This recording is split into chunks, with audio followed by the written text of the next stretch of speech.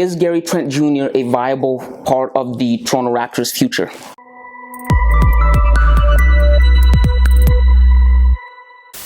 Hey guys, welcome back to the channel. If you're new here, my name is Kamia and this is League Talk.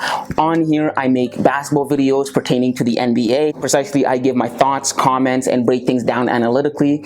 So if you're into that kind of content and you like NBA content, then this is the channel for you. So make sure to hit the subscribe button, leave a like, and leave your thoughts down in the comments below. And aside from that, let's jump into it. Gary Trent Jr. In the last few days, in the last few, maybe 5 games, I've been watching Gary Trent Jr. and he's been playing very stellar, and so I wanted to make a video on him and his future with the Toronto Raptors. So I wanted to ask the question, is he a part of the Toronto Raptors in the future, like Scottie Barnes and whoever else they may pick this year in the draft? First, in order to answer that question, we have to ask, who is Gary Trent Jr.? Well, Gary is obviously a shooting guard for the Toronto Raptors currently, the starting shooting guard for the Toronto Raptors, and he played at Duke with Marvin Bagley III, and he was drafted with Marvin Bagley III in 2018 by the Sacramento Kings. Now, Marvin was a lottery pick that year, so he got to go number 2, while his Duke brother, Gary Trent Jr., was picked in the 2nd round with the 37th pick overall, but he didn't end up playing with the Sacramento Kings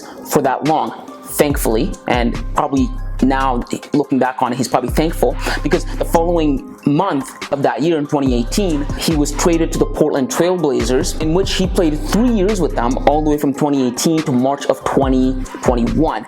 Now, the Blazers traded him away to the Toronto Raptors last year in a package deal in which the Blazers gave away Rodney Hood and Gary Trent Jr. in return for Norman Powell, which goes to show you just how little the Trailblazers thought of him, because they were willing to give up 2 players for one, and he was just a package, a kind of a collateral, here you go, to the Toronto Raptors. And it's just kind of funny because he goes from, you know, being the 37th pick overall to being traded in a package deal to being the starter for the Toronto Raptors, the starting shooting guard, and he's arguably playing better than his Duke brethren, Marvin Bagley III, who was drafted at number 2. Now, why did I want to make this video? First of all, it's because I'm a Raptors fan, and second of all, I've made videos in the past pertaining to the Raptors' future, and these videos have featured players such as Scottie Barnes, who I think is the centerpiece for the Toronto Raptors. It's also featured Fred VanVleet, who just got selected as an All-Star this year, so congrats to him. Another player that the Toronto Raptors took and turned into an All-Star, because Fred VanVleet too was undrafted. So if you want your career to be revived, or if you want to get propelled, go to Toronto Raptors. That's free recruiting for you guys. I expect my check. Just kidding. But yes, those videos have also featured Pascal Siakam and his future, or lack thereof. So it was only right that I made a video pertaining to the guy I saw torching everybody on the court the other night, Gary Trent Jr., and his future with the Raptors organization, or lack thereof, if he doesn't have a future with the Toronto Raptors. Now, in August of last year, 2021, Gary Trent Jr. signed a contract with the Toronto Raptors. He signed a 3-year, $54 million deal. So he is locked in with the Raptors for the next few years at the very least. So he does have a future with them for now, but by the time that contract ends, he will be 26. So that is the business side of things. But how does he fare in terms of basketball, in terms of on the court? How does he fit in with the rest of the guys? Well, let's jump into that. Gary is 6'5" and 210 pounds. So he's very there, middle of the pack in terms of size for his position as a shooting guard.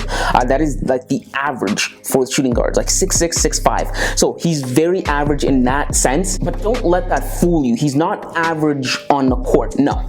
In fact, ever since Gary was drafted in 2018, he's only steadily gotten better year in, year out.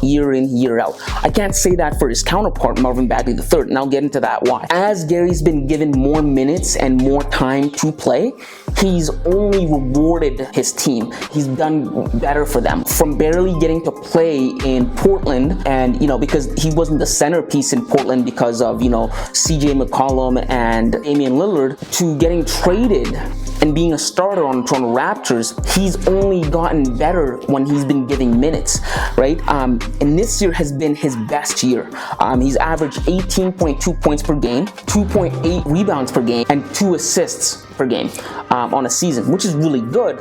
Something I can't say for his Duke brethren, who was taken as a lottery pick in that same year with him, right? And I bring up Marvin Bagley just to contrast him with Gary, just to show you how much the Sacramento Kings messed it up, right? Marvin Bagley, in opposed to Gary's 18 points per game, this is the averages that Marvin Bagley has been averaging this year. He's averaged 9.3 points per game, 7.2 rebounds per game, and 0.6 assists per game. Right? This is a guy who was supposed to be the saving grace of the Sacramento Kings. This was someone who's supposed to be the Shaq to De'Aaron Fox's Kobe, right? Yet the dysfunctional Sacramento Kings, in timely fashion, ended up trading away the better of the two players. They ended up trading away Gary Trent Jr., who is flourishing now, and they kept the bust, because that's what he is. That's what Marvin Bagley III is. It's 4 years since he's been in the league, and he's actually never averaged more than 15 points per game. And I say that to kind of drive home and highlight the contrast and the mistake that the Sacramento Kings did. And I think as time goes on, the Portland Trailblazers are also going to realize we made a mistake. So I've seen a lot of growth from Gary Trent Jr. And when I see that in a player, it brings me great joy, because that tells me when the season ends, they're putting in work. They're learning from what they did in the previous season. They're putting in work in the offseason, and then it shows results in the following season. And if you look at Gary Trent Jr.'s track record, that's exactly what it'll tell you. First year, he averages 2.7 points. Second year, 8.9 points. Third year, 15.3 points. Fourth year, 16.2 points, which was last year. This year, 18.1 points per game. That is an upwards trajectory, getting better and better and better. And I like to see that in players and prospects. And I think that's what he is for the Toronto Raptors, a prospect for the future, which of course answers the question, do I think he's a viable part of the Toronto Raptors? I think absolutely he's a viable part of the Raptors' future. He shows a lot of promise, and I can see why Masai Ujiri and the front office in Toronto decided to go for him and pick him up, because they saw these numbers and they saw how he was getting better and better, right? And then another thing is he's only 23, right? So he has a lot of room to grow. He is in the same age range as Scotty Barnes, who I think is the centerpiece for the Toronto Raptors, right? So what that tells me is these two can grow together. These two can develop together, right? As they grow together, learn the game together, and build chemistry off of each other, I think by the time their prime comes, which I think is going to be in their mid-20s, later 20s, because that's normally when athletes hit their prime, 26, 25, around there. I think by that time, this is going to be great for the Raptors. That's as simple as I can put it. So whoever the Raptors draft this year, because I know they will draft someone, I have faith in, because time in, time again, Masai Ujiri and the Raptors front office are showing me that they have a capacity and a propensity to pick well in the draft. They have an eye for talent, not just any kind of talent. They have an eye for talent that goes unappreciated, that talent that goes missed, right? It kind of reminds me of that movie Moneyball, in which the Oakland A's, Brad Pitt's character who plays the manager of the Oakland A's, are going up against the New York Yankees, right? This big organization, and they always buy up the big name players, right? In order for the Oakland Athletics to even compete, they have to be 2 times better than the Yankees in terms of picking draft picks, in terms of free agency. And I see that a lot in the Toronto Raptors, right?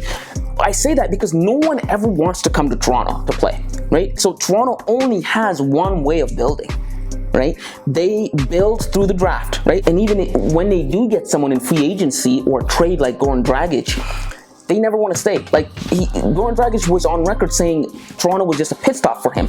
Kawhi Leonard said Toronto was just a pit stop for him. I mean, the guy won a championship and then he left. We've never seen that ever from a player, ever, right? And he hasn't won anything since then. So if he was willing to leave that good situation to go to LA, players just don't want to come to Toronto. And I get why. It's not that Toronto's a bad city. It's just that Toronto's in a different country, different customs, different money, different foods, different culture. It's just different. And I understand it's hard for the Toronto front office, so they kind of have to, you know, play with the cards that they're dealt. They have to be twice as good to get half as much as other teams, right? And I'm seeing that a lot in them with these acquisitions. The draft of Scotty Barnes, right? The pickup of Fred VanVleet and grooming him through the G League to being an all-star. Getting Pascal Siakam, grooming him through the G League. Now he's an all-star.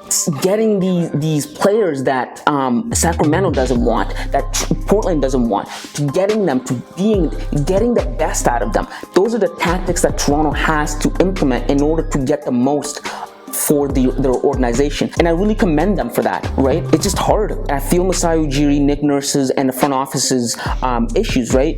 A part of this is they're really playing with the cards that they're dealt. They're really getting every single thing out of every player that they got. I mean, just the other night, the Toronto Raptors, every single starter played over 50 minutes of basketball, because that's how stretched out they are. They have to squeeze out every amount of talent that they can get, right? So yeah, I really like what the Toronto Raptors have done with Gary Trent Jr.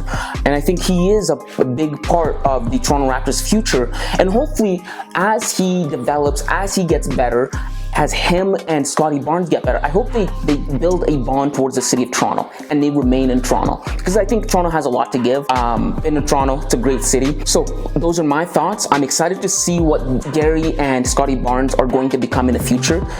They're young right now, so they do have time on their side. And yeah, so far I like the moves that the Toronto Raptors front office have been making. But again, those are just my thoughts, guys, on Gary Trent Jr. So if you like this kind of content, again, make sure to subscribe and leave a like so this video can get on the algorithm to get to more viewers like you and I, more basketball enthusiasts, and leave your thoughts down in the comments below. What do you guys think of Gary Trent Jr.? Do you think he is, you know, a diamond in the rough like I think, or do you think he's just a throwaway player? Leave it all down in the comments below, and aside from that, see you next time, kids.